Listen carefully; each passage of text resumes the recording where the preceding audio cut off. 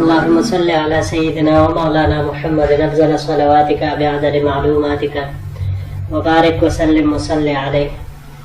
بسم اللہ الرحمن الرحیم. عزیز طلباء کرام، مختارات من ادب العرب سے بحمد اللہ تعالی آج ہمارا 72واں سبق ہے،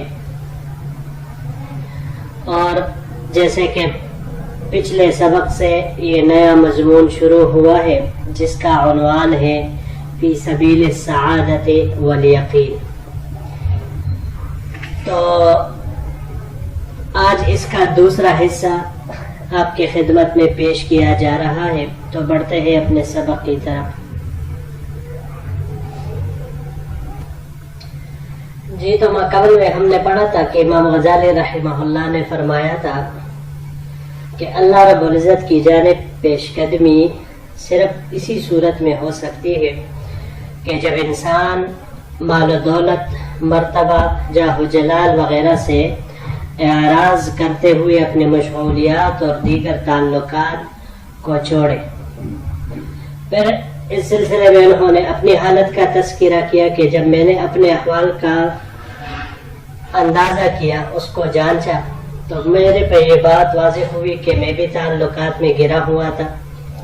اور جب اعمال کو جانچا تو اعمال میں فقط تدریس تھی، تعلیم و تعلم، تو اس کے بارے میں بھی میری نیت خالص نہیں تھی. تو یہ چیز ایسی تھی کہ جو مجھے ایک ایسے دریا کے کنارے پر خود کڑا محسوس کروا رہی تھی کہ جو کنارہ گرنے والا ہو. تو میری حالت اس شخص کی سی تھی. تو لہٰذا اس کے بارے میں میں نے سوچا اور عزم کیا کہ میں بغداد سے نکلوں اور اپنے احوال اور اپنے اعمال کی اصلاح کی فکر کروں. کیونکہ اگر اب تک اس چیز کے لیے تیاری، آخرت کے لیے اب تک تیار نہ ہوا تو پھر کب ہوگا. تو اسی کے بارے میں اب بات آگے بڑھاتے ہوئے فرماتے ہیں وَإِن لَمْ تَقْطَعِ الْآنَ هَذِهِ الْعَلَائِقَ فَمَتَى تَقْطَعُ، یعنی اگر اب بھی تم یہ تعلقات تم نے نہ توڑے تو پھر کب توڑو گے. فبعد ذلك تنبعث الداعية وينجزم العزم على الهرب والفرار ثم يعود الشيطان. پھر اس کے بعد ایک داعیہ پیدا ہوتا ہے، بھاگنے اور دنیا سے راہ فرار کا وہ عزم ٹوٹ جاتا ہے. پھر شیطان واپس آتا ہے اور کہتا ہے وَيَقُولُ هَذِهِ حَالَةٌ عَارِضَةٌ وَإِيَّاكَ أَن تُطَاوِعَهَا فَإِنَّهَا سَرِيعَةُ الزَّوَالِ. شیطان یہ کہتا ہے کہ یہ تو ایک عارضی حالت ہے، تم ضرور بتکلف اس کی اطاعت سے بچو کیونکہ یہ جلدی ختم ہونے والی ہے. وَإِنْ أَذْعَنْتَ لَهَا وَتَرَكْتَ هَذَا الْجَاهَ الْعَرِيضَ وَالشَّأْنَ الْمَنْظُومَ الْخَالِيَ عَنِ التَّقْدِيرِ وَالْتَنْغِيصِ، اگر تم نے اس کی فرمان برداری کی اور یہ لمبا چوڑا مرتبہ قدورت سے خالی، آراستہ، شان، خصومت کے جھگڑوں سے بالکل صاف، والامر المسلم الصافیہ عن منازعات الخصوم، اور خصومت کے جھگڑوں سے بالکل صاف فرمان برداری والا یہ کام چھوڑ دیا. ربما التفتت الیہ نفسک ولا یتیسر لک المعاودۃ، تو شاید تمہارا دل اس کی طرف التفات کرے اور پھر تمہارے لیے لوٹنا آسان نہ ہو. فلم ازل اتردد بین تجاذب شہوات الدنیا و دواعی الآخرت قریبا من 6 اشہر، میں دنیا کی خواہشات کے کھینچنے اور آخرت کے دواعی کے مابین تقریباً 6 مہینے تک مسلسل تردد میں رہا. یہاں پر یہ 4 الفاظ ہیں جی، تو اس کی تحقیق کی طرف چلتے ہیں. پہلا اس میں سے ینجزم، جزم،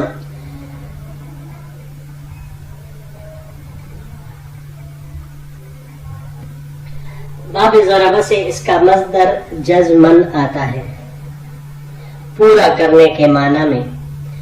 اور اس کو اگر ہم باب انفعال سے لے لیں جیسے یہاں پر یہ استعمال ہوا ہے تو اس کا مصدر انجزامن آئے گا، ٹوٹ جانے کے معنی میں، اور باب تفاعل سے تجزمن اس کا مصدر آتا ہے پٹنے کے معنی میں۔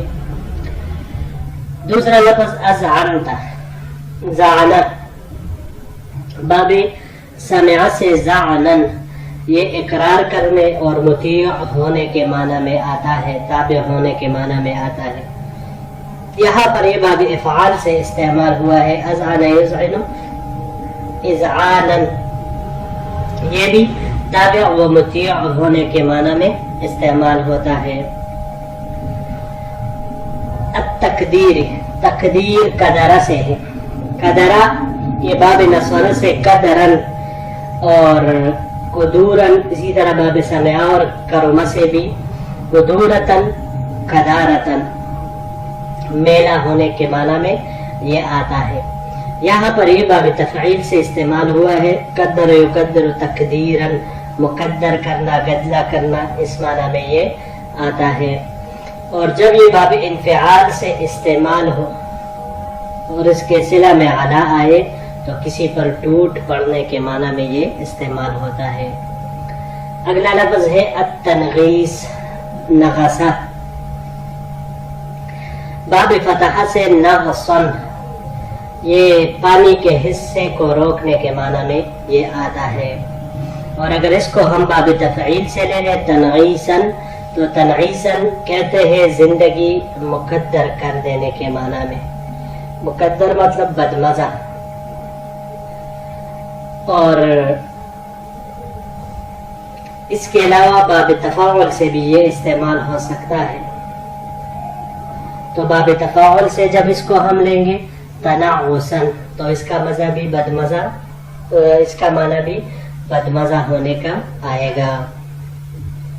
جی تو بڑھتے ہیں اپنے اگلے سلائیڈ کی طرف۔ اولها رجب سنة 88 و400، جس کا پہلا مہینہ رجب 488 ہجری تھا۔ وفي هذا الشهر جاوز الامر حد الاختیار الى الاضطرار، اس مہینے میں یہ امر اختیار کی حد سے اضطرار کی حد تک چلا گیا۔ اذ اقفل اللہ علی لسانی حتی اعتقل عن التدریس،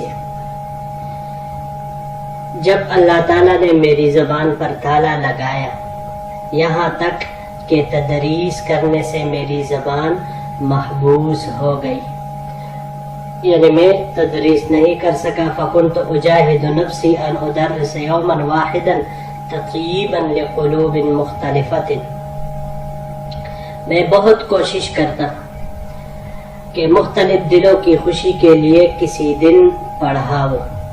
وکان لا ينطق لسانی بکلمت واحدت ولا استطيعها البتہ، لیکن میری زبان ایک بھی کلمہ ادا نہ کرتی اور نہ ہی بالکل میں اس کی استطاعت رکھتا۔ ثم اورثت هذه العقلة في اللسان حزنا في القلب بطلت معه قوة الهضم ومراءة الطعام والشراب، پھر زبان کی اس بندش نے دل میں ایک ملال اور حزن کو پیدا کر دیا کہ اس کے ساتھ ساتھ ہاضمے اور کھانے پینے کو خوشگوار پانے کی قوت، یعنی جسے ہم حس لذت کہتے ہیں، وہ بھی بالکل ہی دم توڑ گئی۔